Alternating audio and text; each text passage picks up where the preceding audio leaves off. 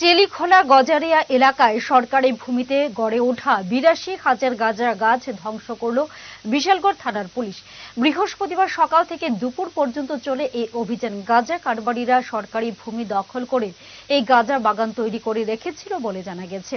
এদিন বিশালগড় থানার পুলিশ গোপন খবরের ভিত্তিতে গাঁজা বাগান ধ্বংসে অভিযানে নামে।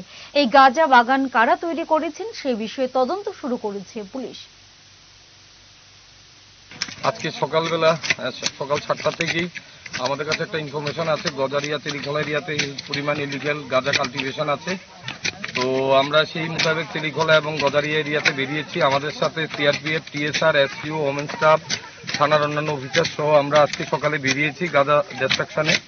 তো আমরা প্রচুর প্লটের মধ্যে গাঁজা ডিস্ট্রাকশন করতে পেরেছি। আমরা দেখতে পাচ্ছেন আমাদের গাঁজা ডিস্ট্রাকশন এখনো চলছে।